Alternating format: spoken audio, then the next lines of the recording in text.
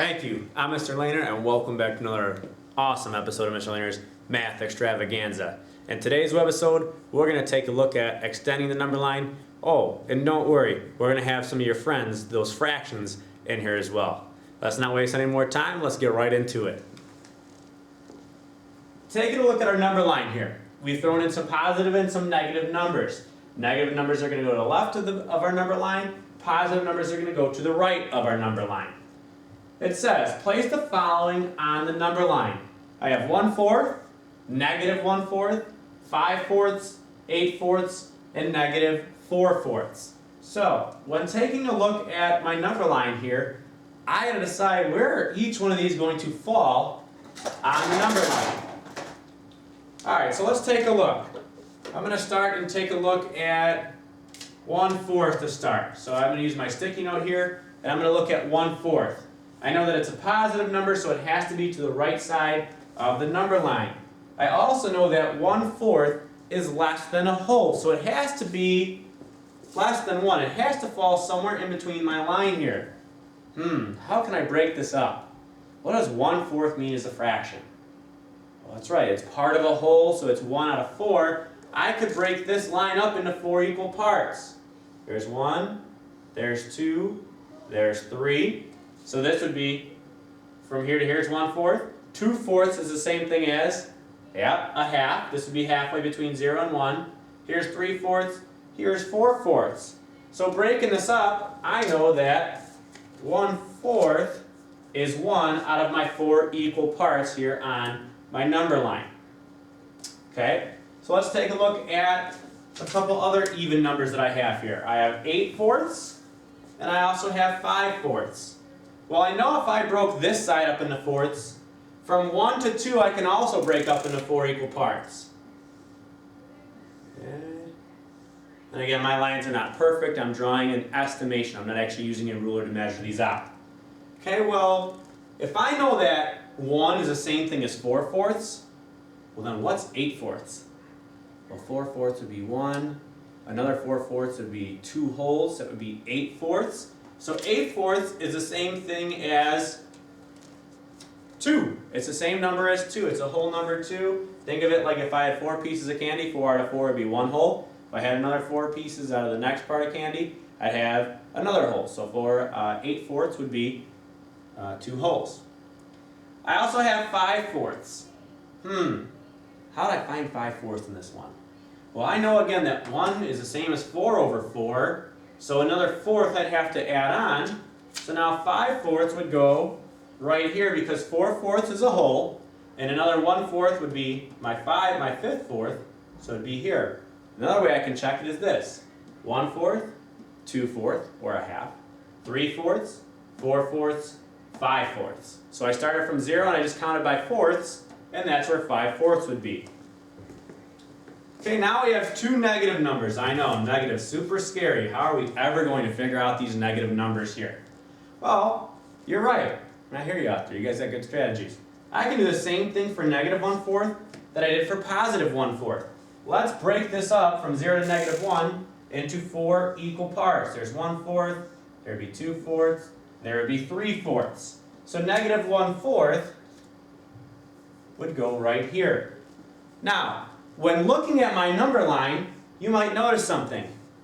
Positive 1/4 and negative 1/4 are the same distance from 0. One's going to the left when it's negative, and one's going to the right when it's positive. So that's another thing to keep in mind. If I were to say, fold my number line in half, this 1/4 would match up with this 1/4. So keep that in mind as we work through. And then lastly, I have negative 4/4. Well, if this is 1/4, 2/4 are a half, 3/4, this would be negative 4/4 or negative 1. So I've just placed all these sticky notes here on my number line. When thinking about positive and negative fractions or whole numbers, some of the things that might help you think about it is think of temperature. When it's really hot and warm, we have positive numbers. Now the weather's starting to change here, it starts to get cold here in Illinois, you might drop below 0. It might be negative 5 degrees outside, negative 10 degrees outside with a wind chill. You see negative and positive numbers there. Any football fans out there? Hopefully Chicago Bears fans. We even got the orange on today. If our running back rushes for positive 2 yards, it's like plus 2 yards. If he rushes for a loss, it might be like negative 5 yards. So there's another instance where you're going to see some of these negative and positive numbers here. Alright, let's take a look. What I want you to do again, I'm going to erase my lines on here. I'd like you to recreate a number line very similar to this with integers from 0 to 2 and from 0 to negative 2 at home on your piece of paper. And what I'd like you to do is I want you to place 1/3, negative 1/3, 4/3, 6/3, and negative 1 and 1/3 on this number line. Go ahead, draw out that number line, grab that paper, pencil, pause the video, and we'll see what you come up with. Okay, I was working with fourths. I'm just going to leave these on the bottom. I'm going to put our thirds up here. So as you work through, you might see that 1/3. I know 1/3, it's a fraction, it's less than a whole. So it's got to be somewhere in between here. Well, I could break up from 0 to 1 into 3 equal parts. And let's see, it would maybe be about here.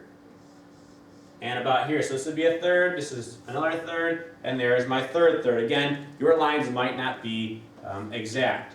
And then I would put my 1/3 right here because 1/3, 2/3, 3/3 would be a whole. So I'd have my 1/3 right here in the top. I also had 4/3 and 6/3.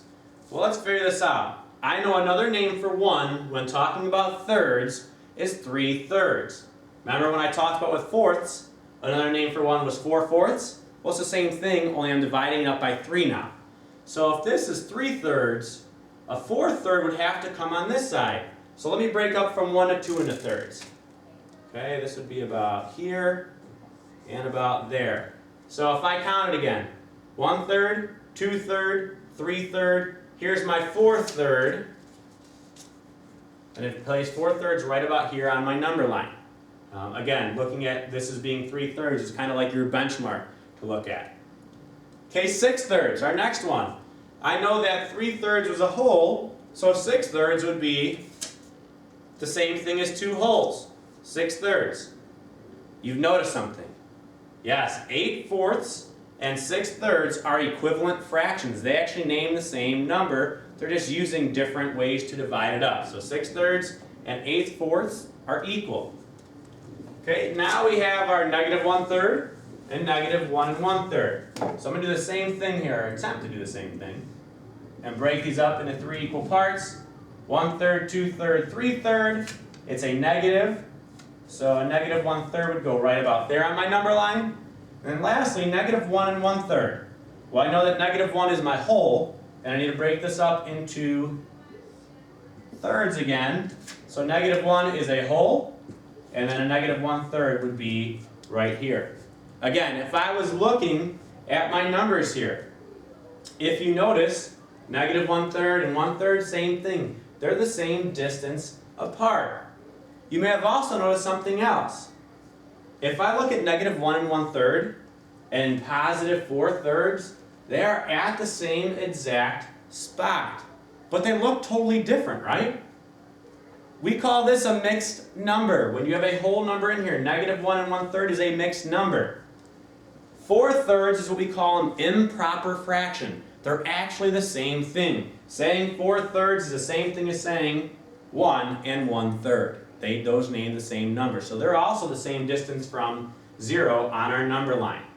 Again, if I wanted to make some comparisons between fourths and thirds, I can look at my number line and I can say that, 1/3 is actually a bigger fraction than 1/4. You might not see that because you see the fourths, you think, 4 is bigger than 3. It's going to be the same. But think about it this way. When you're dividing up your fractions, if you have a candy bar and you have to divide it with 4 people, and someone else had to divide it with 3 people, well, who's going to get more of the candy bar?